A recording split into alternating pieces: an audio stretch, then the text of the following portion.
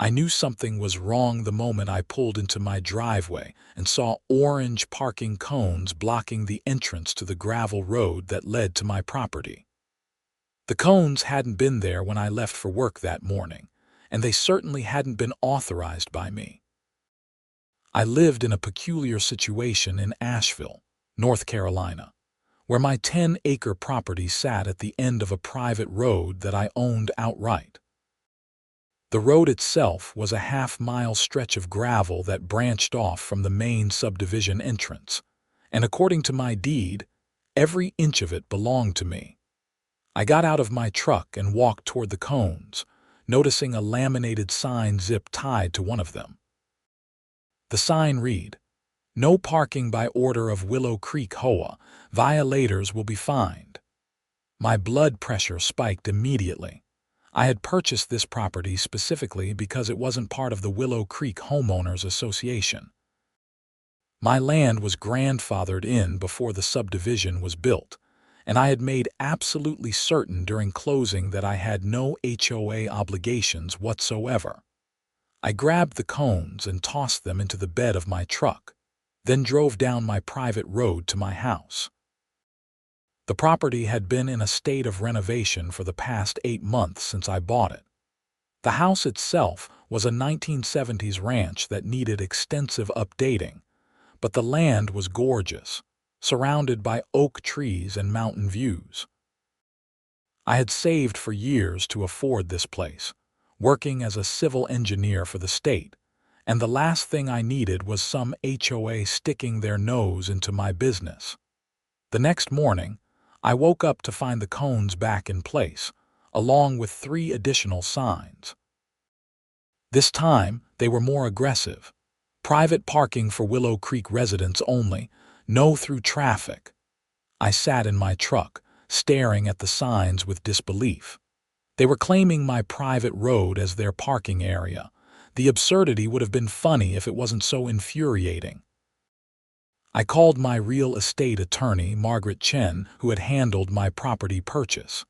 She answered on the 3rd ring, her voice professional and alert despite the early hour. "Margaret, it's Connor Reynolds. I've got a situation." "What kind of situation?" she asked.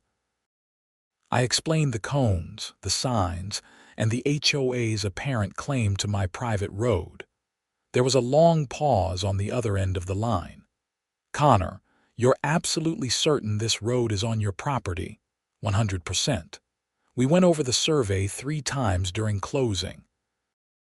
The road is explicitly marked as part of my parcel."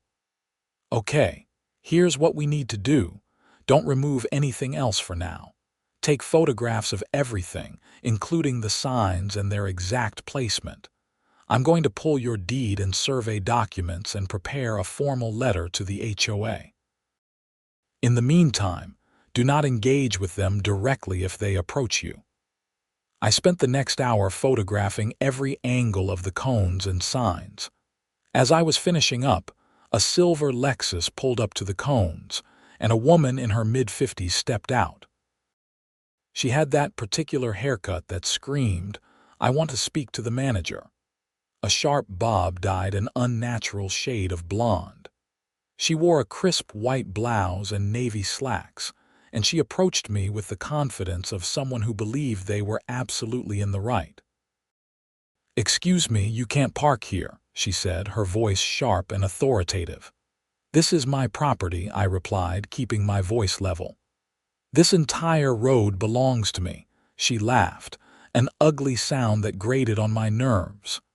"That's not what the HOA records show. This road provides access to the Willow Creek subdivision, which makes it a common area under our jurisdiction." "I'm sorry, who are you?" "I'm Patricia Donnelly, president of the Willow Creek Homeowners Association, and you need to move your vehicle immediately."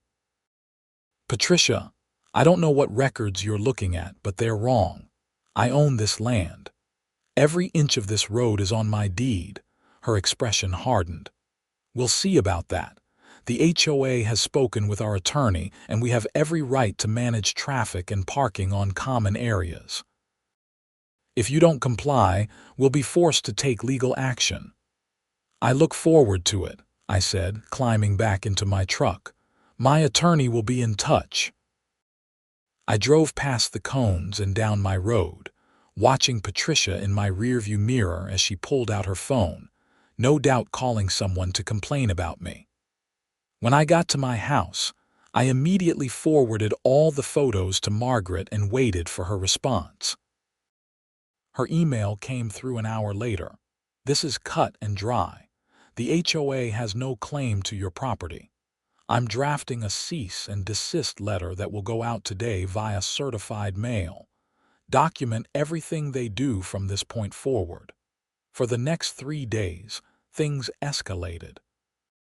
The HOA added more signs, including one that threatened to tow vehicles parked on HOA property. They also placed a chain across the entrance to my road with a padlock. I had to cut the chain with bolt cutters just to get to my own house. Each time, I documented everything with photos and timestamps. On the 4th day, I came home to find 5 cars parked along my road, not just near the entrance but spread out along the entire half-mile stretch, taking up space on both sides of the gravel path. There were 2 SUVs, 2 sedans, and a minivan, all with Willow Creek resident parking passes displayed on their dashboards. They had turned my private road into their personal overflow parking lot.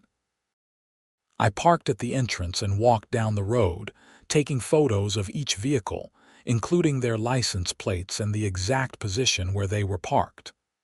My phone rang as I was documenting the minivan. It was Margaret. "Connor, I've got news. The HOA rejected our cease and desist letter. Their attorney sent a response claiming that, because your road provides the only access point to several homes in the subdivision, it falls under North Carolina's statutory dedication laws and should be considered a public right-of-way. That's insane. Nobody uses this road to access anything except my property. The subdivision has its own entrance and internal road system." I know, and that's exactly what I told their attorney. But here's the interesting part. I did some digging into the HOA's formation documents and the subdivision plat.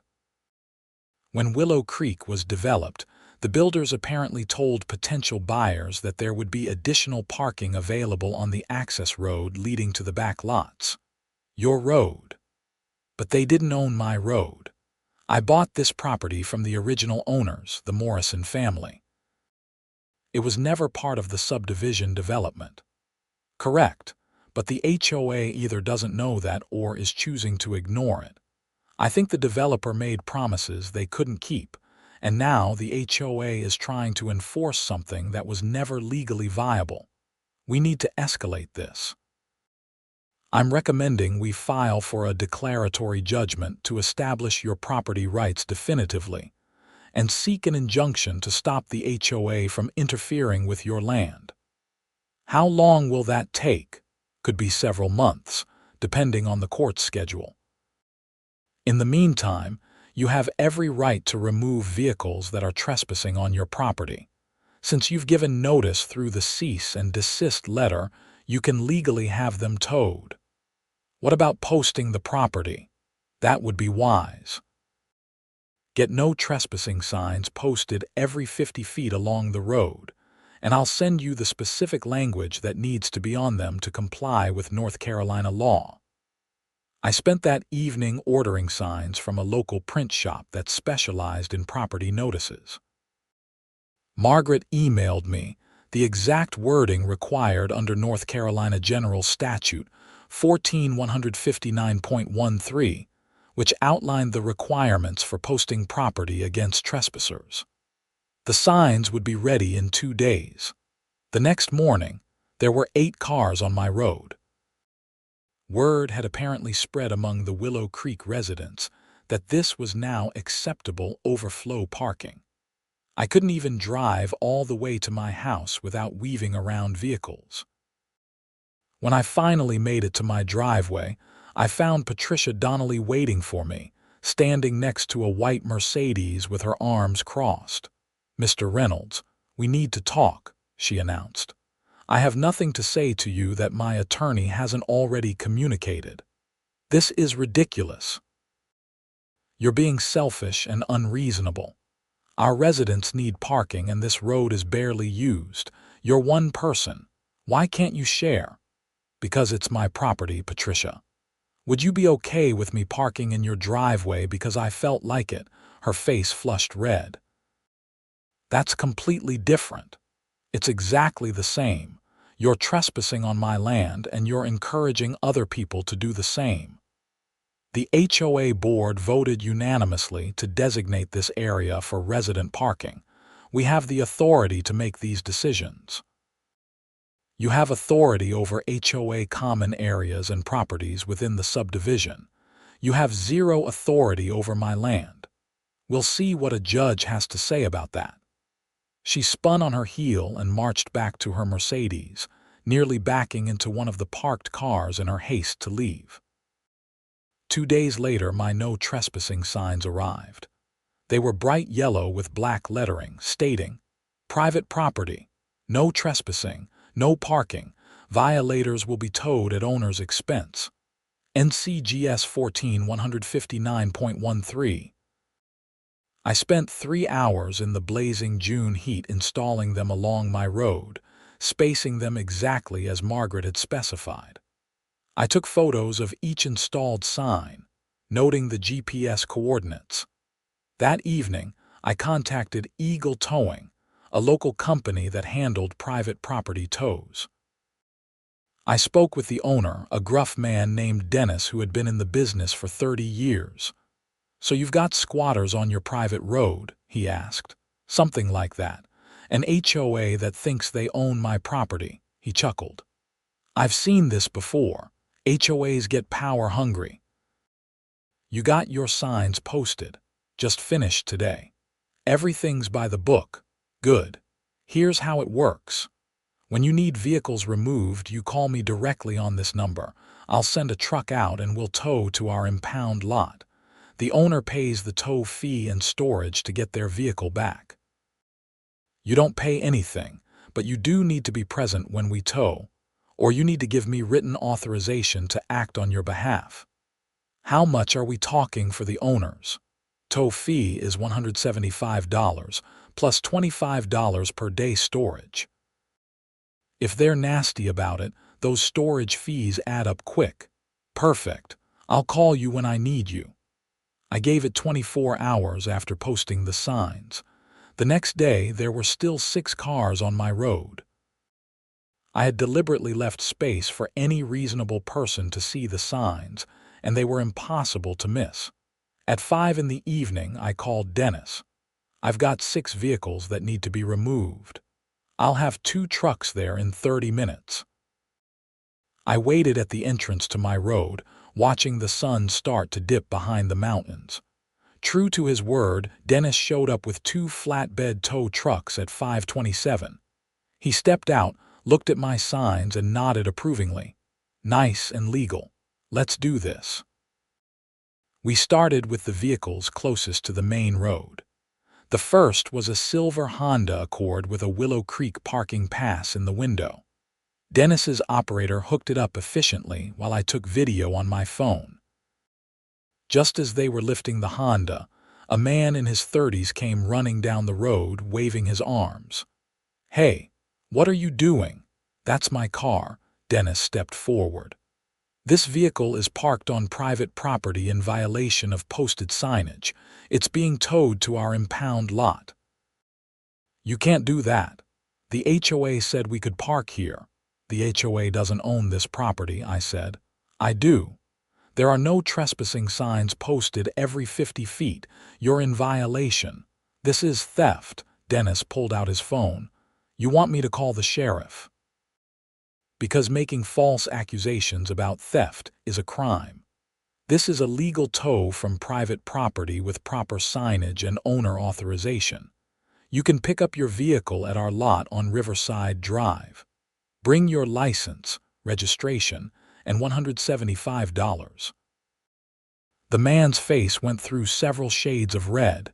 The HOA is going to hear about this. I certainly hope so, I replied.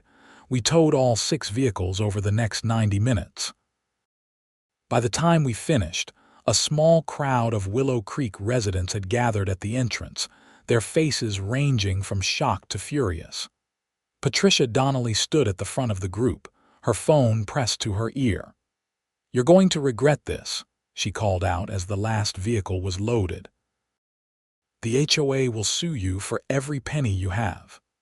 "I look forward to your lawsuit," I said calmly. "My attorney already has all the documentation ready." That night, my phone exploded with angry calls and texts from numbers I didn't recognize. I blocked each one and forwarded the messages to Margaret. Around 9 o'clock, the Buncombe County Sheriff's Department sent a deputy to my house. He was a young officer named Deputy Morrison, who looked uncomfortable with the situation. "Mr. Reynolds, I've received multiple complaints about vehicle thefts." "Not thefts, legal tows from my private property. Would you like to see the documentation?" I showed him my deed, the survey map, the posted signs, and the cease and desist letter to the HOA. He examined everything carefully, then nodded. "Everything appears to be in order. The complainants need to understand this is a civil property dispute, not a criminal matter. I'll note in my report that the tows were legal. Thank you, Deputy." "For what it's worth," he added as he was leaving, "I've dealt with Willow Creek HOA before. They can be difficult. Good luck." The next morning, I woke up to find my road blissfully empty of vehicles. The word had apparently spread quickly about the tows. I enjoyed exactly 2 days of peace before the HOA tried a different tactic. I came home from work to find a construction crew at the entrance to my road, installing a gate. Not on the main subdivision entrance, but specifically at the point where my private road branched off. They had already set 2 concrete footings and were working on mounting the metal gate posts. "Stop!" I shouted, parking my truck sideways to block their equipment. "What do you think you're doing?" A man in a hard hat approached, holding a clipboard. "We're installing a gate per the work order from Willow Creek HOA. This is my property. I didn't authorize any gate." He looked confused, glancing down at his paperwork. "The work order says this is HOA Common Area Maintenance. The work order is wrong. This is private property and you're trespassing. I need you to stop work immediately and remove everything you've installed." "I need to call my supervisor." "You do that. I'm calling the sheriff." Deputy Morrison returned, this time with a more senior deputy named Sergeant Palmer. The construction crew supervisor had also arrived, along with Patricia Donnelly, and a man who introduced himself as Gerald Whitmore, the HOA's vice president. Sergeant Palmer examined the situation, looking at the property survey I provided and the construction crew's work order. "Madam," he said to Patricia, "this survey clearly shows that this area is on Mr. Reynolds's property, not HOA common land." "That survey is outdated," Patricia insisted. "We have documentation showing this road was dedicated to public use when the subdivision was developed." "Do you have that documentation with you?" "Not with me, but our attorney has it." "Then, until you can prove otherwise, Mr. Reynolds has the right to demand that this construction stop. You're installing a structure on property you don't own." Gerald Whitmore stepped forward. "Officer, surely there's a compromise here. Mr. Reynolds needs access to his property and our residents need parking. A gate would benefit everyone." "I don't need or want a gate," I said, "and your residents don't need parking on my land.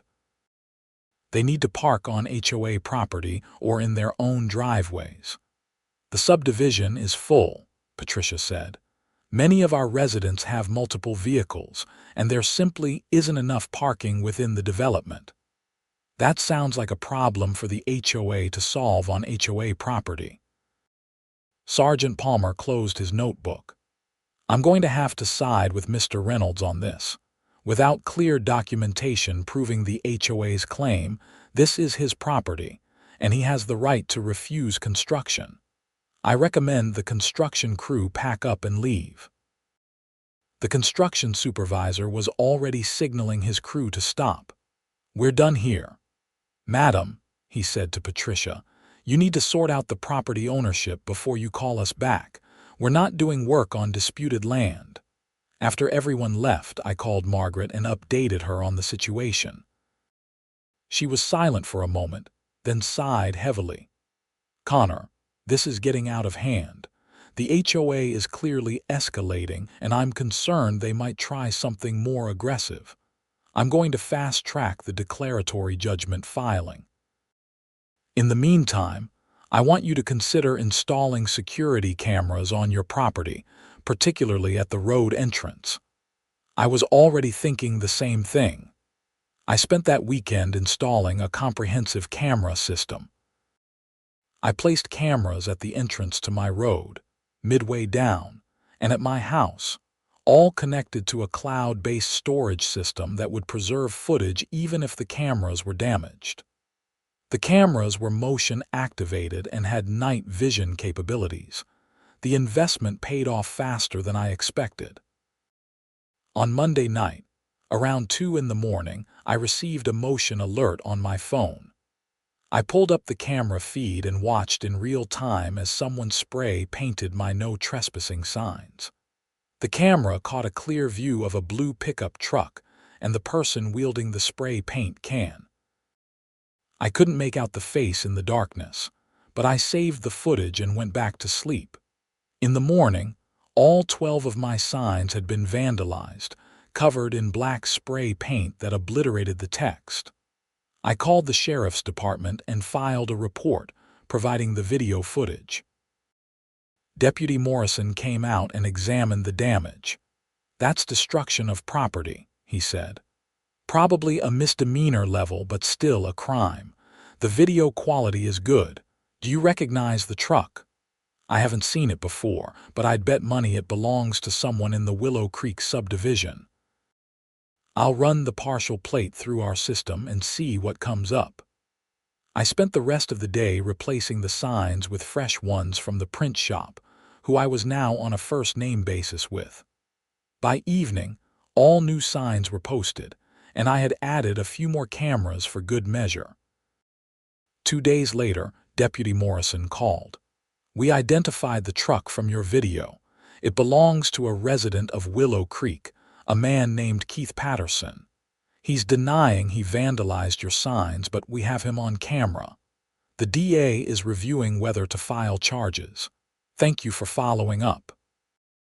There's something else. We've been getting daily complaints about you from various Willow Creek residents. Harassment claims, noise complaints, allegations that you're threatening people.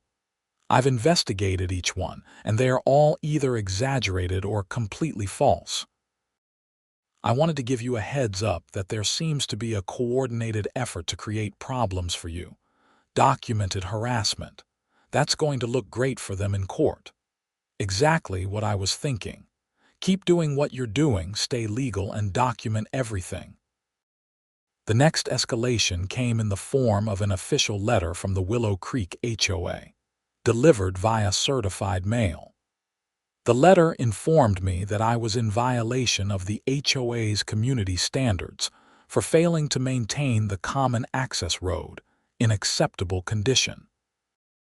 They demanded that I repair potholes, add proper drainage, and grade the road surface within 30 days or face daily fines of $100. I photographed the letter and sent it to Margaret. Her response was swift. This is harassment and potentially extortion.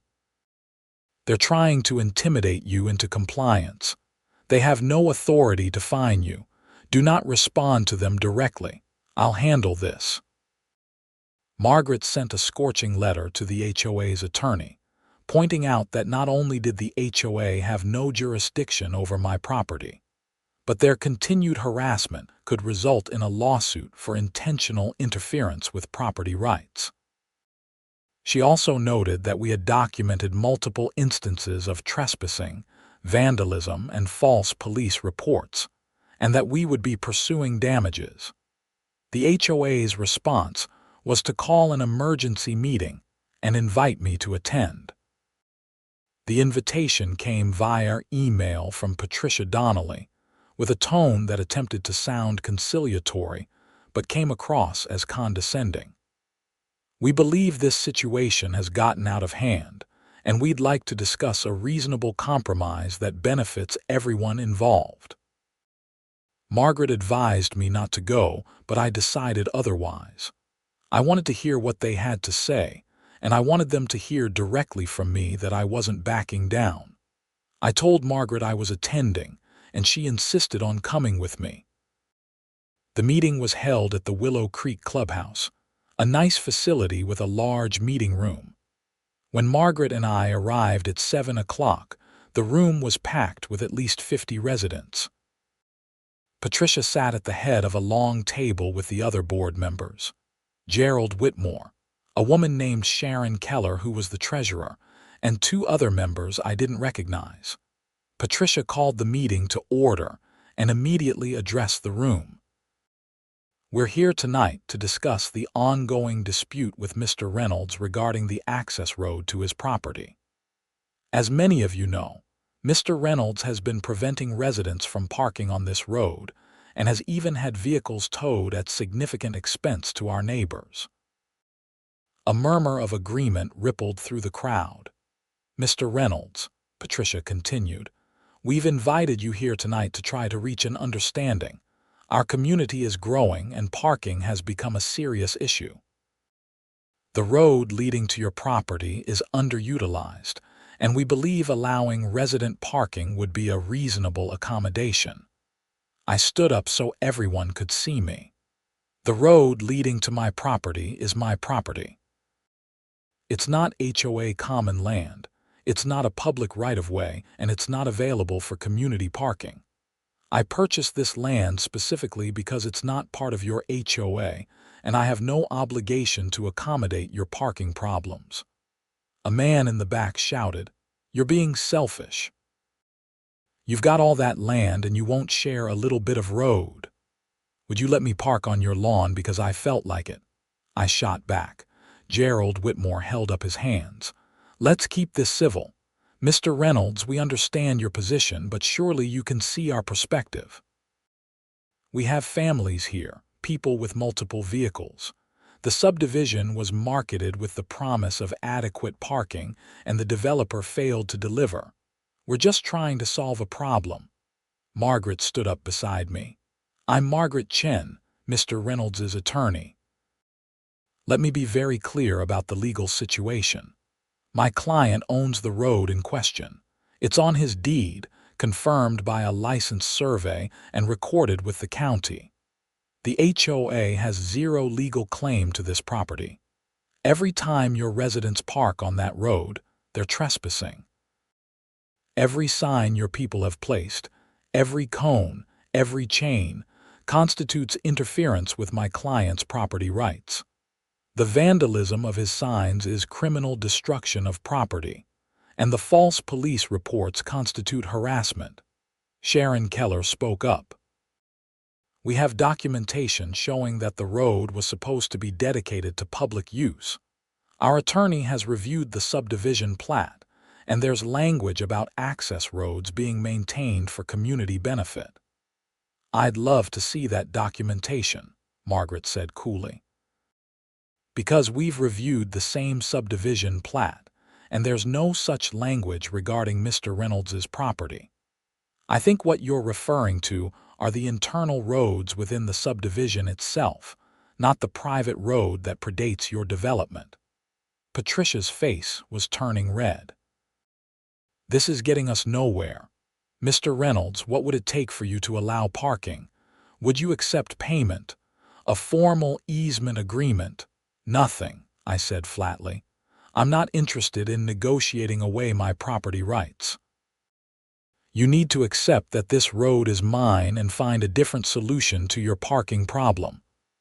"That's not acceptable," someone shouted from the crowd. "It's going to have to be," Margaret said. We filed a declaratory judgment action this week seeking a court order confirming Mr. Reynolds's property rights and an injunction preventing further interference. When we win that case, and we will win, the HOA could be liable for our legal fees and potentially damages for harassment. The meeting devolved into chaos after that, with residents shouting questions and complaints. Patricia tried to restore order but eventually gave up and adjourned the meeting. As Margaret and I left, several residents glared at us, and one man deliberately blocked my path until Margaret said loudly, "Are you threatening my client? Because there are a lot of witnesses here." The man stepped aside, but the hostility was palpable. Over the next few weeks, things got worse before they got better. Someone slashed 2 of my truck tires while I was parked at a grocery store in Asheville. I couldn't prove it was connected to the HOA, but the timing was suspicious. My security cameras caught several instances of people driving slowly past my road entrance, sometimes stopping to take photos. One person even walked onto my property to inspect the signs, which I reported to the sheriff's department. The break in the case came from an unexpected source. A woman named Rebecca Torres contacted Margaret's office and asked to speak with me. Rebecca was a resident of Willow Creek who had been at the emergency meeting. She wanted to meet somewhere neutral, so we agreed on a coffee shop in downtown Asheville. Rebecca was in her early 40s, with a kind face and nervous energy. She sat across from me and Margaret, wrapping her hands around her coffee cup. "I need to tell you something about the HOA and the parking situation," she began. "I've been on the board before, and I resigned last year because I didn't agree with how Patricia and Gerald were handling things. When you bought your property, the board was already complaining about parking. Patricia specifically mentioned that once the old Morrison property sold, they would claim the access road for community use." "Did she say how they plan to do that?" Margaret asked. "She talked about adverse possession, about establishing a pattern of use that would give them a legal claim. Some of the board members thought it was a bad idea, but Patricia pushed it through. She convinced everyone that if residents just started using the road and you didn't object, they could eventually claim ownership or at least an easement. But I did object," I said. "Immediately." "I know, and that threw off their whole plan. That's when Gerald suggested they start documenting everything as if the road was already HOA property. They created false records showing that the road was maintained by the HOA, that it had been designated as common area, all of it backdated to make it look legitimate." Margaret leaned forward. "Are you saying the HOA fabricated documents?" "Yes. Sharon Keller handles the records, and she created fake maintenance logs, fake board meeting minutes authorizing the parking designation, even fake correspondence with the county. I saw some of the documents before I resigned. They were planning to use them if there was ever a legal dispute." "Why are you telling us this?" Rebecca looked down at her coffee. "Because it's wrong. I've watched what they've been doing to you, Mr. Reynolds, and it's not right. You bought your property legally. You shouldn't have to fight this hard to protect what's yours. And frankly, I'm worried about what happens if they get away with this. If they can fabricate documents and harass you into submission, who's next? Would you be willing to testify to what you know?" Margaret asked. "Yes, that's why I'm here." This was the breakthrough we needed. Margaret immediately began preparing an amended complaint that included allegations of fraud and requested sanctions against the HOA board. Rebecca provided copies of several documents she had kept from her time on the board, including early meeting minutes where Patricia had first discussed claiming my road. The HOA's attorney tried to downplay Rebecca's testimony in their response, claiming she was a disgruntled former board member, but the documents she provided were damning. More importantly, when Margaret deposed Sharon Keller as part of the discovery process, Sharon cracked under questioning and admitted that some of the maintenance records had been created after the fact to support the HOA's position. The deposition transcript made for incredible reading. Margaret had systematically taken apart every claim, and Sharon had contradicted herself multiple times before finally admitting that Patricia had directed her to create documentation that would make it appear the HOA had a legitimate claim to the road. With this evidence, Margaret filed a motion for summary judgment, arguing that there was no genuine dispute about the material facts. I owned the road, the HOA had no legal claim, and they had engaged in fraudulent conduct to try to support their position. The hearing on the motion was scheduled for a Tuesday morning in early September. The courtroom was smaller than I expected, with just a few rows of seats. Patricia, Gerald, and Sharon sat on the opposite side with their attorney, a nervous-looking man named Russell Hoffman who kept shuffling papers. Judge Elizabeth Ramsey entered, and we all stood.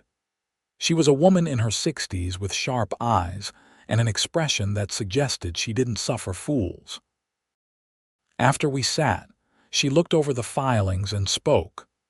"I've reviewed the pleadings and the evidence submitted by both parties. Mr. Hoffman, I'm going to give you an opportunity to explain your client's position, but I have to tell you, the evidence presented by Mr. Reynolds' counsel is quite compelling." Hoffman stood and launched into an argument about community standards, reasonable accommodation, and the intent of the subdivision developers. Judge Ramsey let him speak for about 5 minutes before holding up her hand. "Counsel, none of that addresses the fundamental issue. Does your client have any legal ownership interest in the road in question?" "Your Honor, we believe that the pattern of community use and the representations made during the subdivision's development created an implied easement." "Based on what?" "Mr. Reynolds bought his property before your client started using the road. There's no evidence of historic use predating his ownership. And Ms. Chen has provided testimony and documents showing that your client fabricated records to support a claim they knew was false." "That's not an implied easement. That's fraud." Hoffman's face went pale. "Your Honor, we dispute the characterization of those records as fraudulent. Your own board member admitted under oath that the records were backdated at the direction of the board president. How is that not fraudulent?" Hoffman had no good answer. Judge Ramsey turned to Margaret. "Miss Chen, your motion is granted. The court finds that Mr. Reynolds is the sole owner of the property in question, including the road. The HOA is hereby enjoined from interfering with Mr. Reynolds's property rights." That means no signs, no cones, no chains, no parking by HOA residents, nothing. If the HOA or its members violate this injunction, they will be subject to contempt proceedings.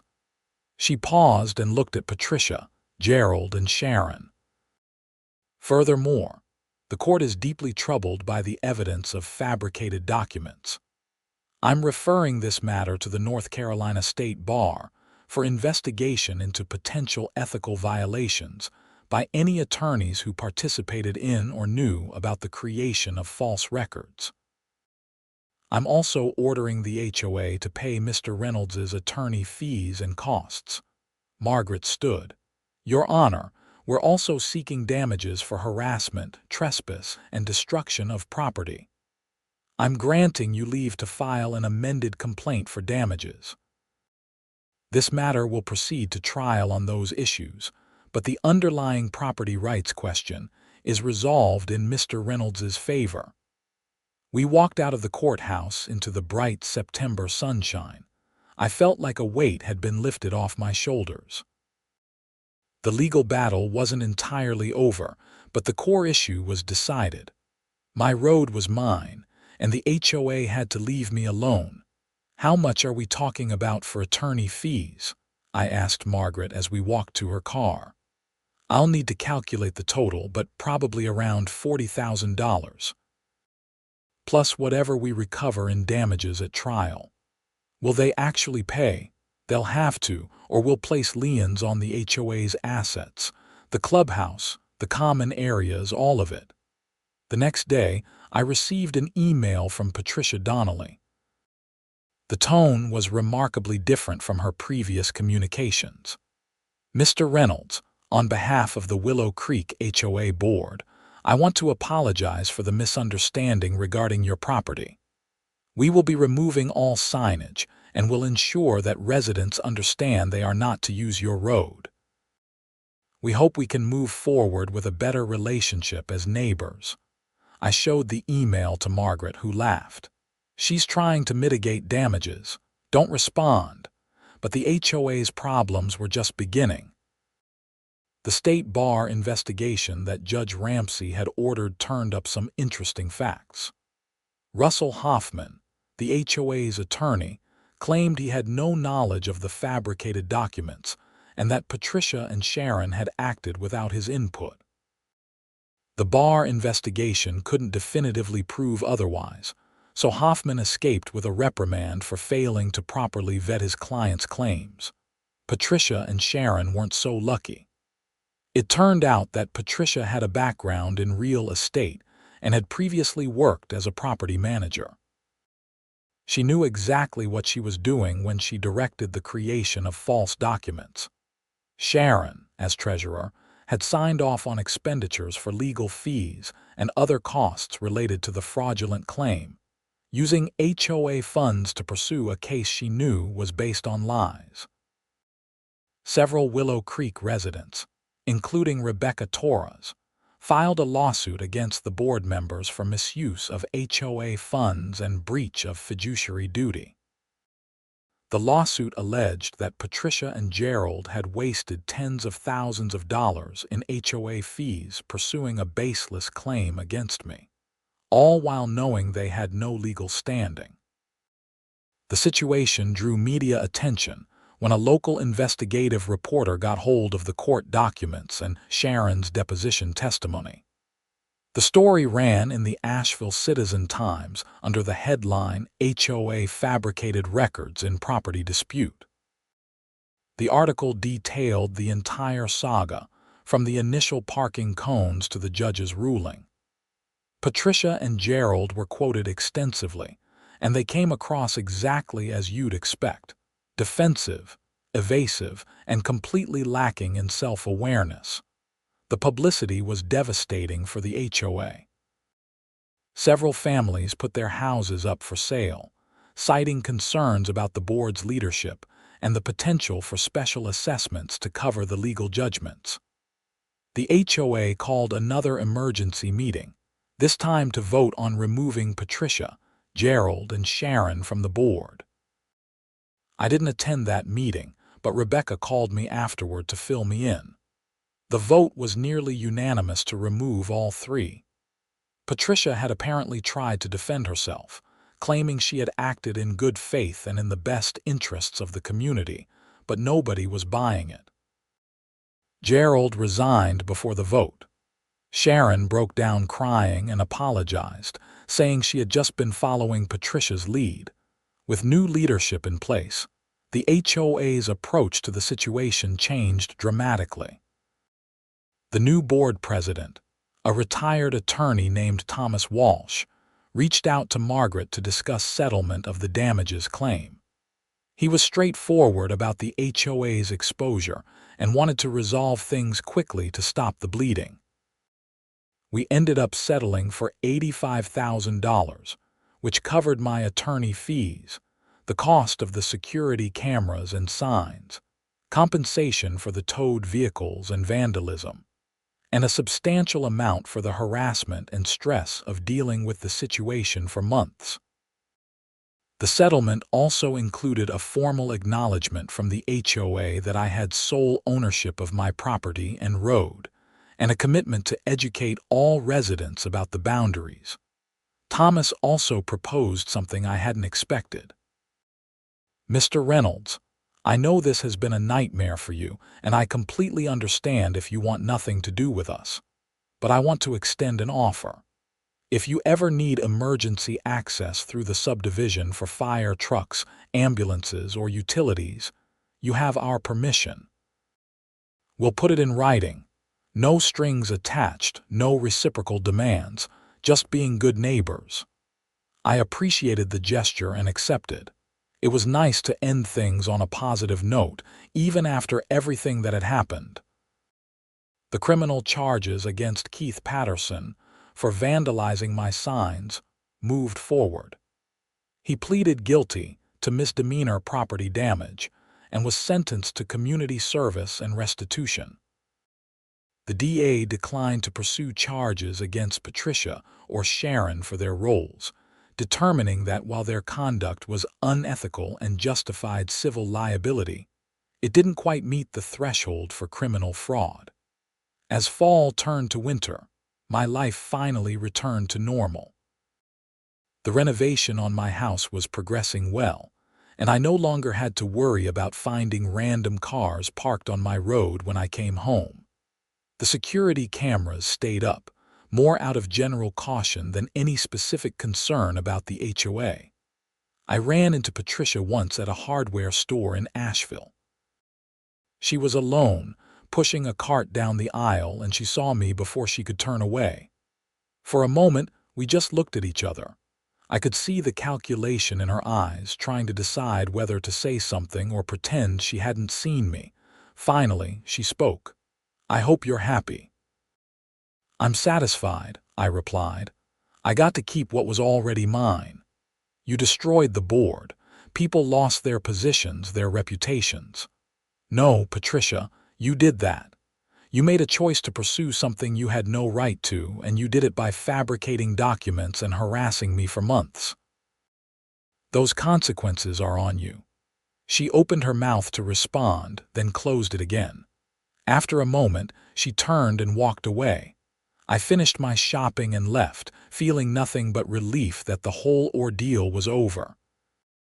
The following spring, I attended a community event that the Willow Creek HOA hosted, a charity fundraiser for the local food bank.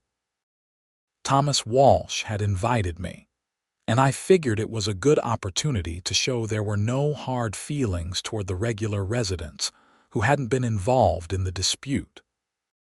Several people approached me to apologize for how things had gone, saying they had trusted the board's representation that the parking arrangement was legal.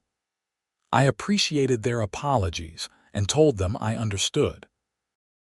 Most of them were just regular people who had believed what their elected representatives told them. Rebecca Torres was there with her family, and she introduced me to her husband and 2 kids. "This is the man I told you about," she said to her husband. "The one who stood up to Patricia." Her husband shook my hand firmly. "Thank you for that. She needed to be stopped. The board was out of control." As I drove home that evening down my private road with no parking cones or chains or signs, I reflected on the whole experience.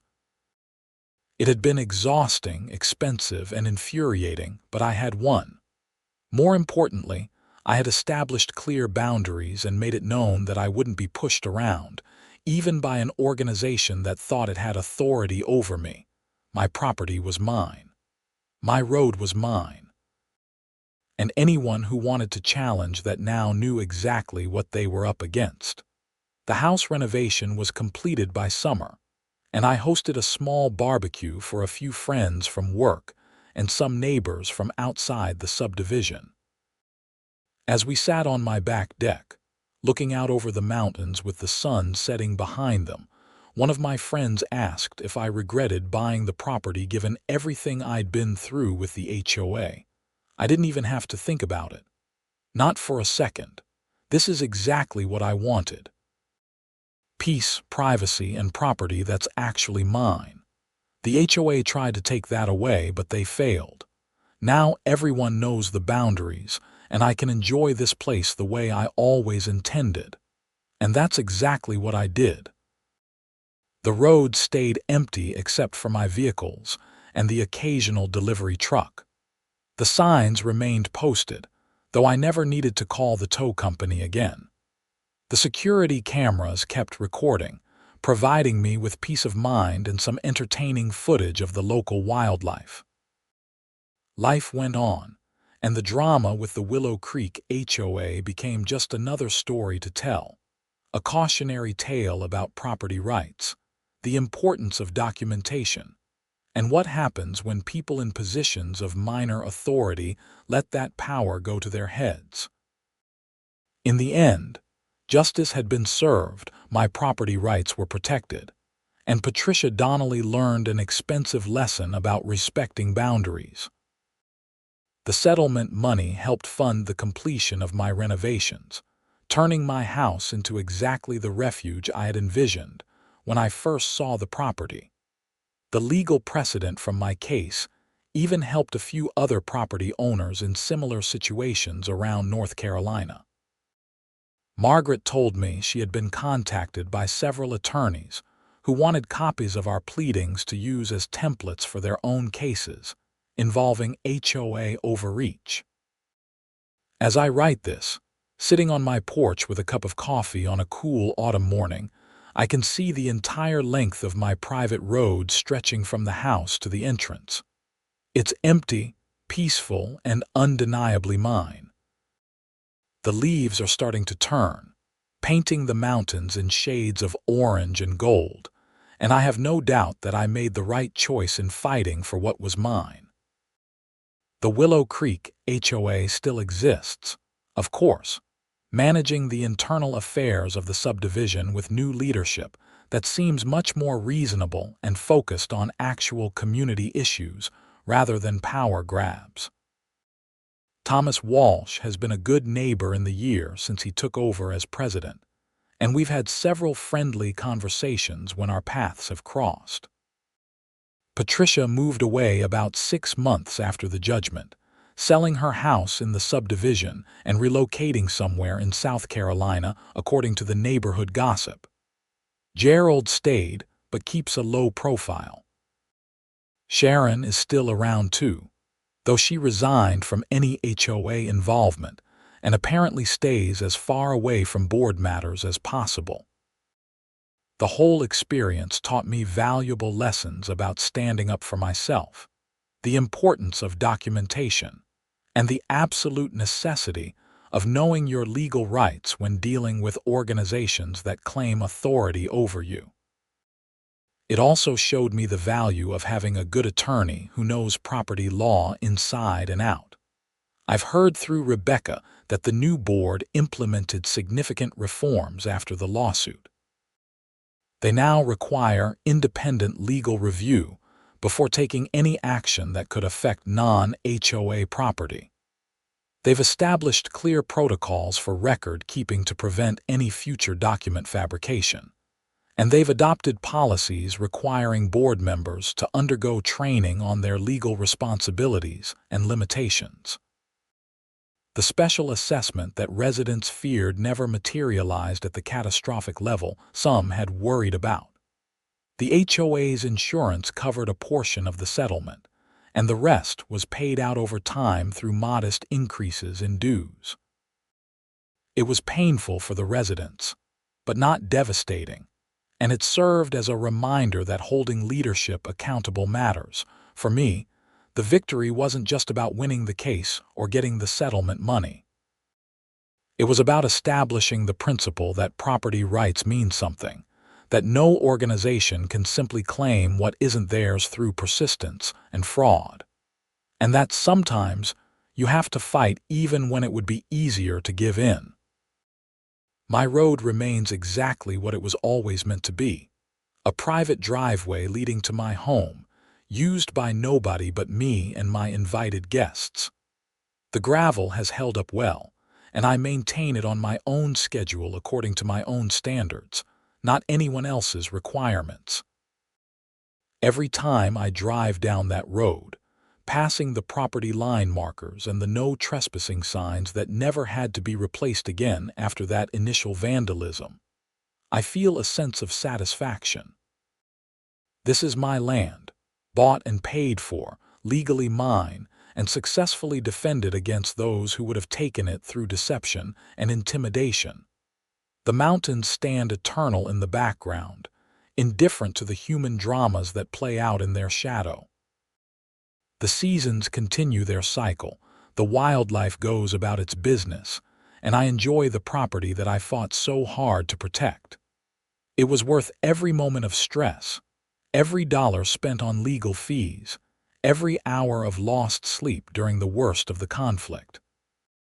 Because in the end, some things are worth fighting for: your home, your land, your rights, and the principle that nobody, not even an HOA that thinks it has authority over everything in its vicinity, can simply take what's yours without facing consequences.